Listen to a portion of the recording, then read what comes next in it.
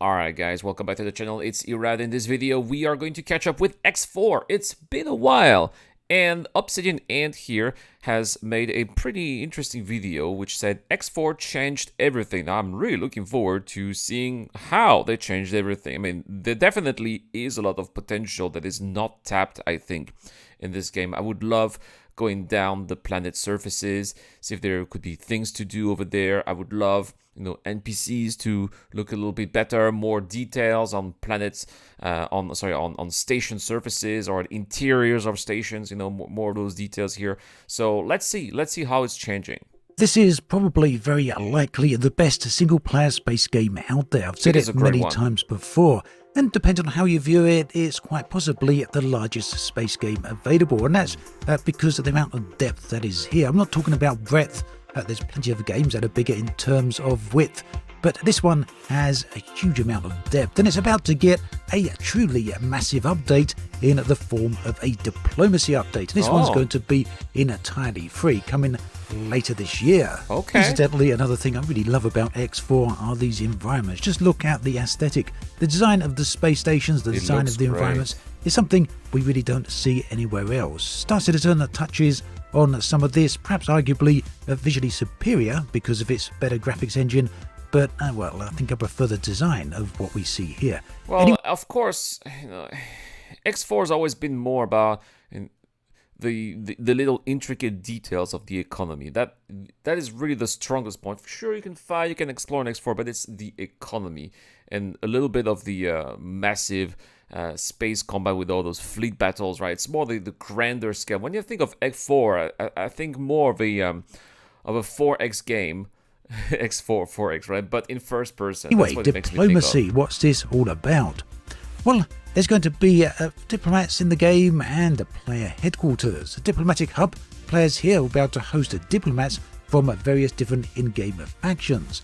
And they're about to do this as well at the player headquarters. Nice. Enabling advanced interaction with all of these factions. And this means that the station can become a centre for managing your diplomatic relations. It sounds like a very different approach to the game because right now everything is either about economy or war. That's basically how you defeat or beat your opponents. Yeah, right. Exactly. So that's definitely an interesting step in a different direction. Diplomacy. So you basically make the largest trade empire you can or beat them into submission. Diplomacy is going to add an entirely different angle to this.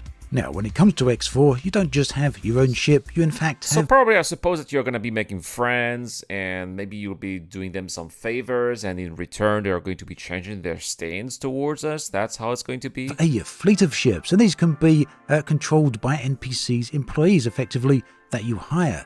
The same is true for space stations. You can manage all of these remotely. Oh, they're hard to make. Those stations, my space stations in X4 have always looked like shit. And have other people work on board them for you. But they're not hard to make. They're hard to make and look good. This system is going to be extending a lot further with the concept of agents. You'll be having agents who work, I guess, as covert operations or, well, I guess, diplomatic channels about to manipulate the diplomatic process between you and other factions. There's not too much details on exactly how this works, but some people are speculating that our agents will specialize in covert operations such as espionage and influencing faction dynamics. It's going to be very interesting to see how this actually pans out. What is this? Diplomacy then opens up an entirely new can of worms. It's going to represent a distinct variation, a different way to play X4. If you fancy moving away a little bit from trade or perhaps enhancing your trade, tariffs and whatnot. Did I say that? And combat, yeah, you've got all of that as well. But if you really want to go into the diplomatic channels, then yeah, that's there as well. It's going to be pretty neat to see this.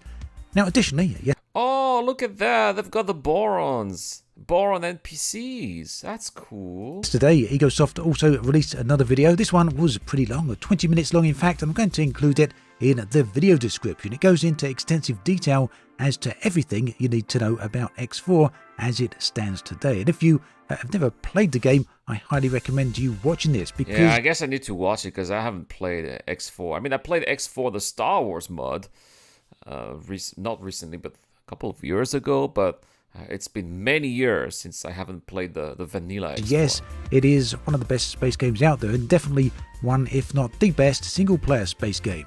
You're going to have things such as, well, what Ubisoft themselves called as a universe in a box. In fact, I pretty much called X4 exactly the same thing in a recent video. Perhaps one of the things that makes this game most compelling is the persistent nature of its simulation. And yes, you get this on online worlds, and here it's entirely offline. It's running on your local PC. It's basically a huge... That's great, persistence on your hard drive. Yes, can you beat that, save game, but everything is fully simulated.